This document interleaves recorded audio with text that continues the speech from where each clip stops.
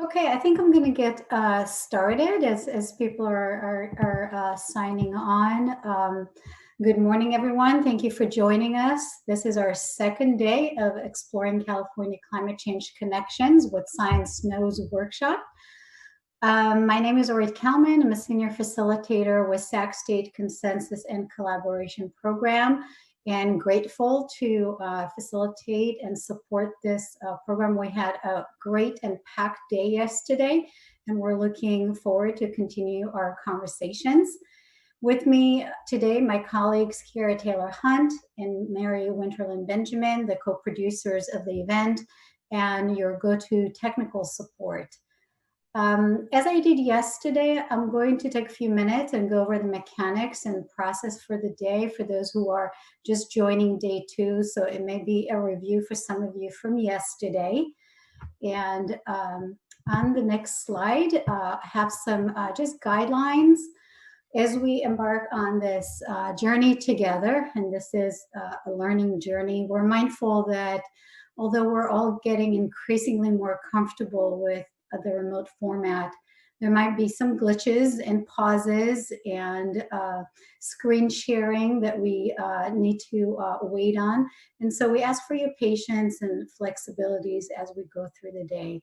The workshop was originally scheduled to be in person to provide opportunities for networking and connections for participants. And we noticed yesterday the difference between a remote and in-person workshop. And so as we transition to planning this remote workshop, we turn to engagement tools that they cannot clearly replace face-to-face conversations, but they can afford some opportunity for connections, and we hope that you'll take advantage of it. So throughout the workshop, use the chat channel to connect with Kira and Mary for technical support and questions. Use the Zoom Q&A panel to pose questions to our presenters and inform the panel discussion that will follow presentations. And we set up a Slack platform to further engage conversations about presentations, and you can do that offline. There is the additional bonus of the beautiful graphic recording that will be available on Slack and will highlight key themes from the workshop. We also have closed captioning options, but you have to opt in. So make sure that you use the live transcript button on the bottom right side of your screen and select show or hide subtitle as your preference.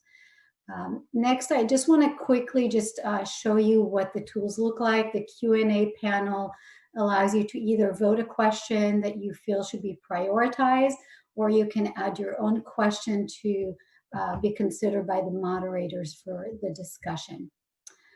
Unanswered questions can be posed on the Slack platform. We have set up channels for each of the workshop agenda items, so that should help you navigate the different discussions. You can also review yesterday's channels and see what we talked about yesterday if you missed presentations. Feel free to use Slack to share your thoughts, to upload information, submit suggestions for the new 2021 Indicators of Climate Change in California report. And feel free to continue the discussion after the workshop. The Slack channel will be available until February 1st. So keep going back and seeing what other colleagues and participants have added and what information is shared. Just a word about our graphic recording. We're grateful to have Addie Lee Brown joining us to capture key themes and ideas from the workshop. Her work is available on a designated Slack channel for viewing. And special thanks to Meredith Lee and her team at the West Big Data Innovation Hub for their support of this contribution to the workshop.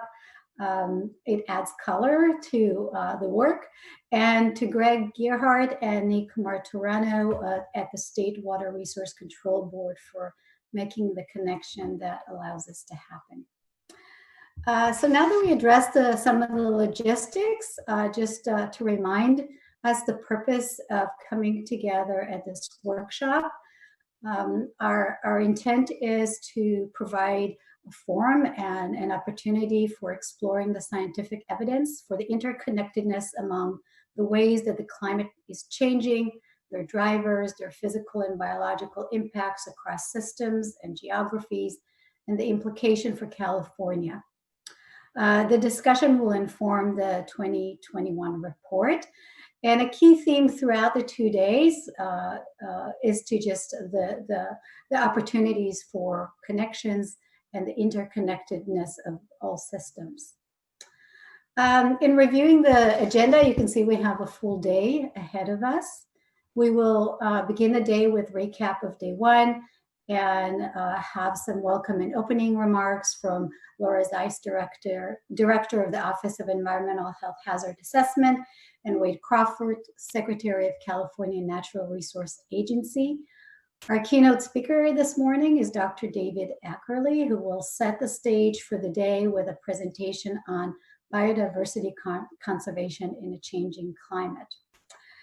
So this will set us to a good start, and then in addition to speakers and keynote presentations, as we started yesterday, the workshop is divided into 5 themes that parallel the report. We began yesterday with the first 3 themes of changing climate indicators, impacts on physical systems, and impacts on California's health and well-being. And today we're going to round off and continue the discussion by focusing on vegetation and wildlife systems.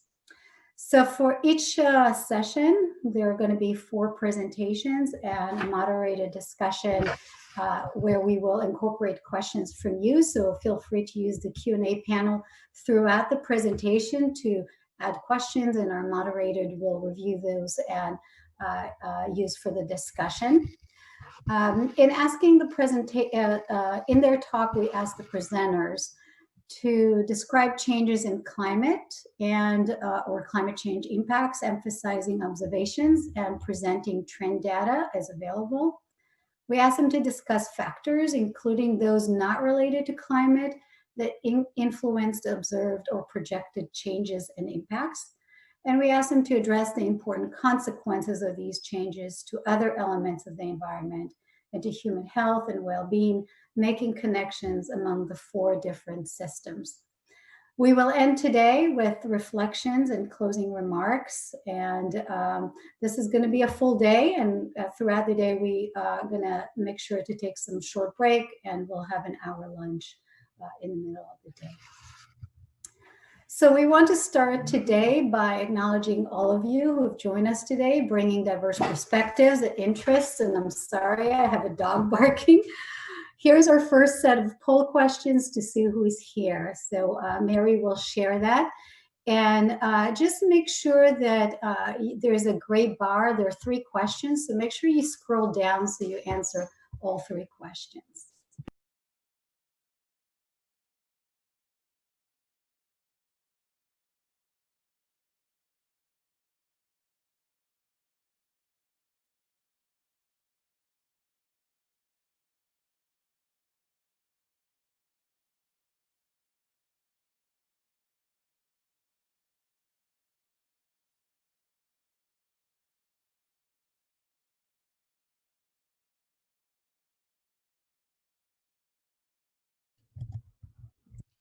We have about 15 more minutes, or 15 more seconds, excuse me. Thanks, Mary.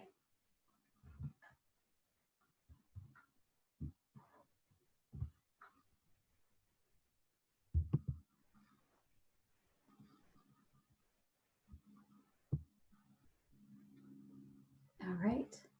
So very similar makeup to yesterday, a lot of state, federal, local governments, but we also have other perspective and interested individuals joining us today. Looking at the main sources of information, not surprising to see where we'll get our data, and great to see that many of you are here to increase your knowledge base and expand our understanding. So thank you all for joining us today. Okay. So yesterday we ended the day with a word cloud, asking all of you to share a key takeaway word from the day. Here's what we heard. I just wanted to start the day with connecting to yesterday.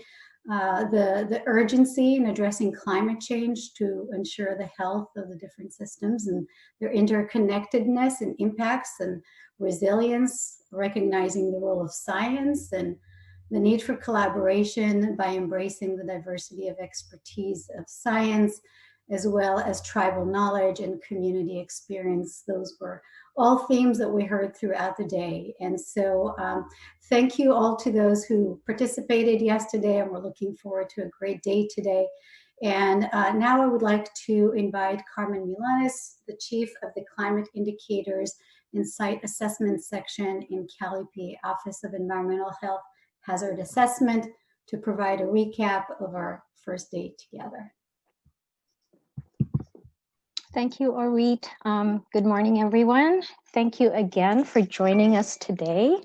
I just wanted to quickly go over some high points from the talks and the discussions yesterday.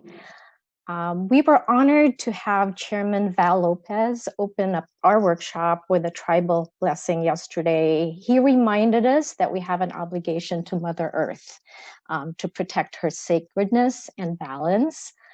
Secretary Blumenfeld talked about the importance of connecting people to science. Science allows us to better understand climate change and inform our actions, but we also need to engage people to rely on citizens, the community, to likewise contribute to science and engage them in our actions. Our opening keynote, Dr. Santer walked us through the progression of the scientific understanding of the human influence on climate, from the initial conclusion of the second intergovernmental panel on climate change, second assessment of the IPCC in 1995, where in the detection and attribution chapter, the conclusion was that there is a discernible human influence on climate.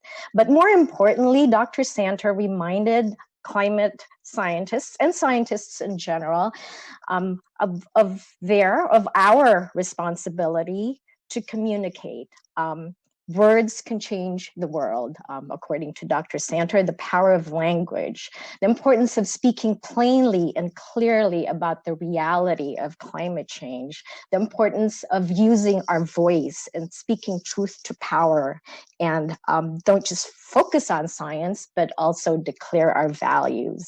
And when criticism is thrown your way regarding the science, boldly face it and do more research, do more science to address the criticism. The rest of the day consisted of a series of very informative talks on around 3 topics: changes in climate, impacts on physical systems, and impacts on human health and well-being. There were a number of themes that emerged. For example, from the changes in climate, we heard things that were not surprises to those of us who have been keeping track of what's happening with climate change. We have a warming world, a warming state. We're seeing less snow. We're seeing more extremes. Extremes are becoming more common. We're seeing atmospheric rivers that are related to both flooding and could be drought busting. Precipitation is becoming more variable. Marine heat waves are also something that we're observing and are likely to become more frequent in the future. We talked about connections. There are connections across time, across space. We're faced with accelerated warming in the Arctic, and that has implications for us in California. We recognize through a couple of the talks the connections between the oceans, the atmosphere, and California weather and climate. We identified connections between the physical and the biological. So the biotic and abiotic components of ecosystems. And we recognize that humans are part of that ecosystem. And finally, a theme across the sessions is the fact that we are seeing compounding and cascading impacts, and that there are inherited multipliers, land use change, where we build our homes, for example, that are making the risks posed by climate change greater than if we hadn't engaged in past land use or past actions. We also heard from, in the human health and well-being session, that climate change is a threat multiplier. We have communities that are already suffering and experiencing burdens on their health and their well-being, and climate change is adding to those burdens.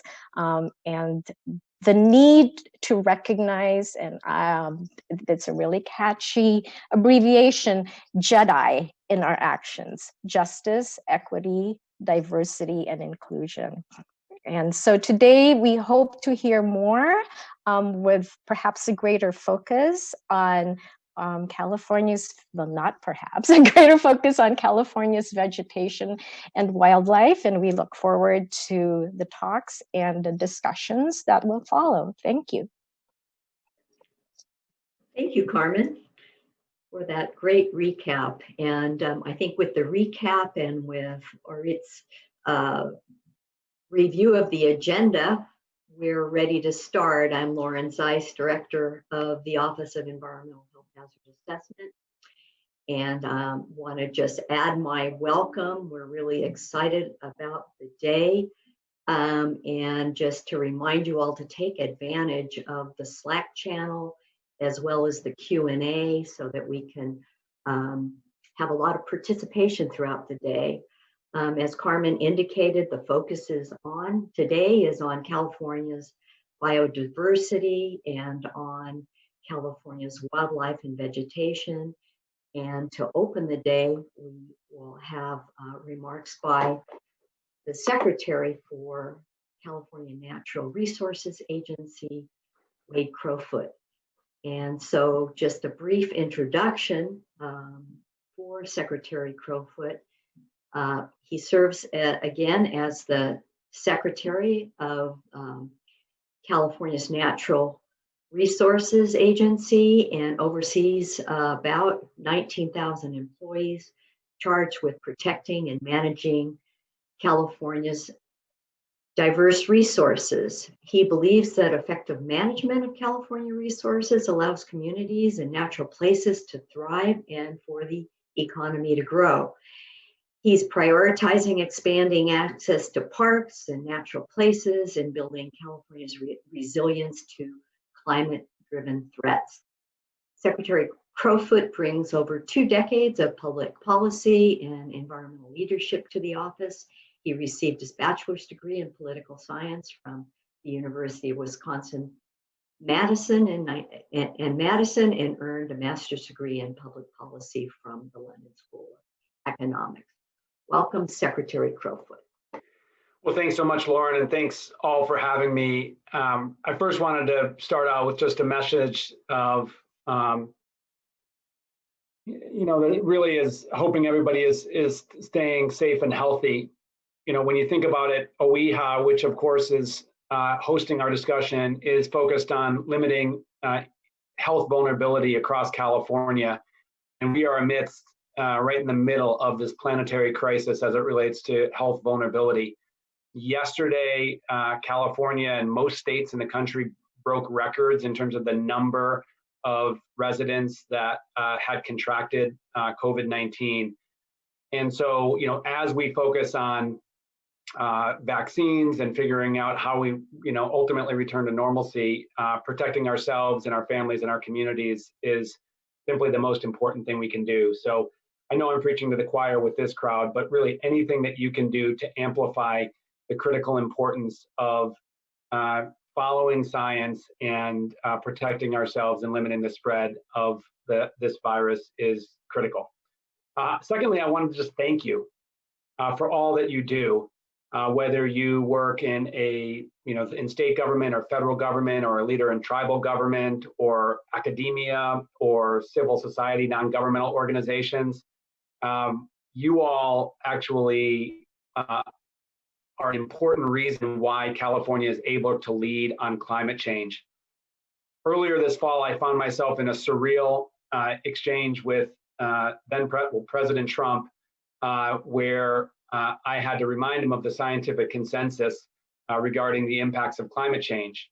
And frankly, the only reason that people like me on a policy level can make that claim is because of all the hard, focused, fastidious scientific work that has been done, really understanding the phenomenon of planetary climate change and actually how it impacts, our state and our populations.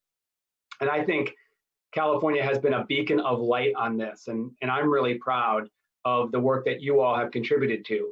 Consider this, California is the only state in the union that has funded 4 of its own climate assessments, scientific assessments of the impact of climate change on our state. Last year, legislature passed and the governor signed essentially the institutionalization of that state-based climate assessment. And we're excited to look forward to working with many of you on the 5th climate assessment. So while we've been sort of vocal political leaders on the importance of tackling climate change, we back that up by actually funding science to understand how best to tackle climate change and what are the vulnerabilities we need to protect against. So I'm really proud of that. I'm also quite proud of the groundbreaking research that gets done within government and outside of government as it relates to specifically essentially downscaling what we know about the planetary phenomenon of climate change to understand how it's impacting California. And I think that's remarkable. I also want to applaud those of you who have been able to be clear public communicators, translating the science of climate change and its impacts in ways that is understandable and compelling to regular folks. I think Carmen mentioned that was a theme of the discussion over the last day, and I think it's never been more important to really distill what we are learning scientifically about climate change and its impacts in ways that people can relate to. The fact is, most Californians, most Americans don't have the luxury of spending a lot of time learning about climate change and its impacts. They have other issues in their lives, and frankly, right now, other challenges. So the more that we can come together to distill how climate change is impacting the planet, our communities, and our lives, that's going to be critical.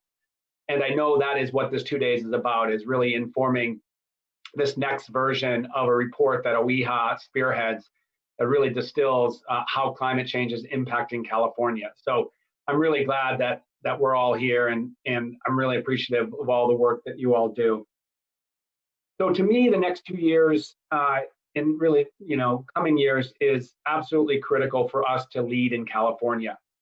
If you think about it, California has gained a lot of international attention for certain policies to reduce our greenhouse gas pollution.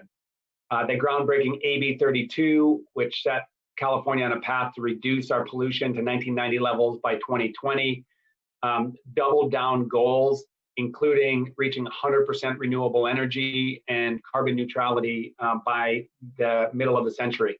So that's all really good. But I'll mention that I think for this group, we have another leadership role to continue to play. And that is, the spotlight is on California regarding the impacts of climate change.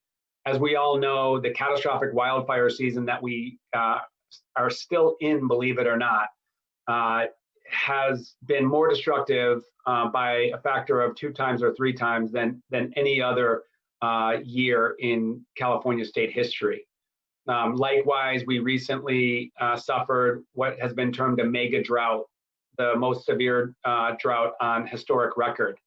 And I have to mention that we're coming off a dry winter and into the start of another beginning of a dry winter.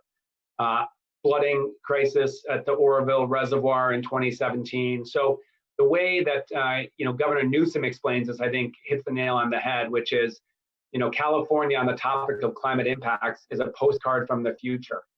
And if you want to understand how climate change impacts real people's lives, come to California.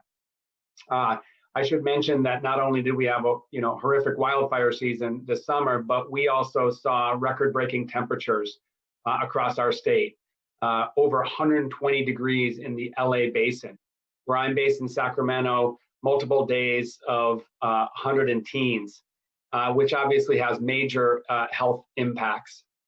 I think we've also done a really good job, but need to do a better job linking these changes to how they impact Californians' lives.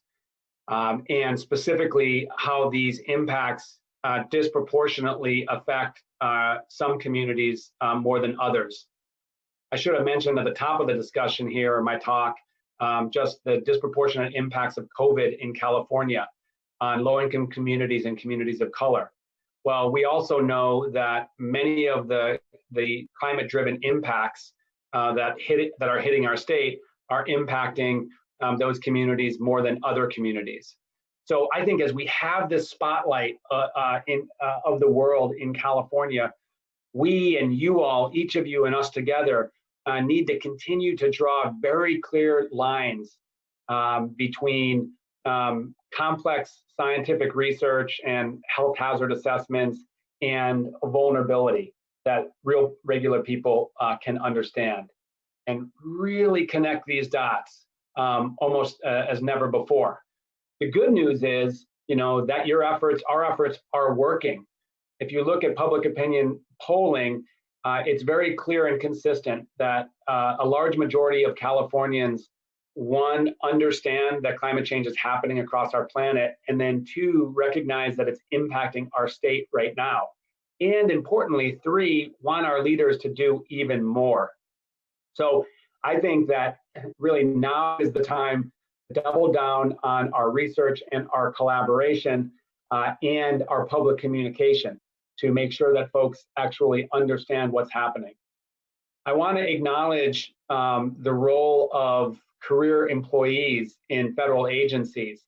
It's been a very challenging 4 years with the Trump administration, given its climate denialism. But the fact is, so many talented career federal employees have stayed at it. And we have remarkable teamwork within the region among our resource managers and our scientists at the federal agencies and state agencies, local governments, tribal governments, as I said, academia and nonprofits. So I want to acknowledge that I think we're building on a really strong foundation, but now is the time to continue to up our game, connecting science and impacts to people and policy. I'm really excited that Professor Ackerley is preceding me and sharing how climate is impacting our natural environment in California. And I'm very excited that Governor Newsom, only about a month and a half ago, issued an executive order to elevate the role of nature in tackling climate change and this planetary phenomenon of mass extinction. In other words, how can we better use our natural and working lands to address climate change? How can we maximize or optimize removal of carbon from the atmosphere in this natural process of carbon sequestration? And how can we better manage our lands to reduce vulnerabilities of these climate impacts, both the human communities, but also natural communities as well? So part of this is managing for our lands, our natural systems for climate, but also we're working to elevate the importance of biodiversity in our state. Few actually outside certain circles understand that we are this area of remarkable natural richness across the planet. One of the world's 36 biodiversity hotspots. We have a variety of plants and animals that's remarkable, but also under significant threat as a result of habitat loss and climate change and other factors that Professor Ackerley will go into. And so we're excited at the Natural Resources Agency to really elevate this, this part of the puzzle in solving or addressing climate change around nature. What can we do to protect natural systems and help natural systems adapt to climate change? And how can we manage our lands and waters and natural resources to contribute to our effort to address climate change? We have this very aggressive 2045 carbon neutrality goal. And that involves, no doubt, significantly reducing pollution and electrifying transportation and buildings and energy generation, et cetera. But it also requires actually optimizing our land management to remove carbon from the atmosphere. It's going to be an important wedge of the pie. So I'm excited that as OEHHA is doing this work and understanding how climate impacts human populations, that we're increasingly integrating how climate change is impacting our plants and animals and our natural community. I think one of the things that makes me proud to live in California is how we celebrate our cultural diversity. We are succeeding across every conceivable difference as it relates to our 40 million people. We have major challenges with growing economic inequity and the continued legacy of racial and cultural injustice. But that being said, you know, one piece of our California identity is just taking pride in this tremendous diversity. Likewise, I want to introduce, and I think a lot of us want to introduce, biodiversity as a key component of that. We have remarkable diversity in our human population, but also in our natural world.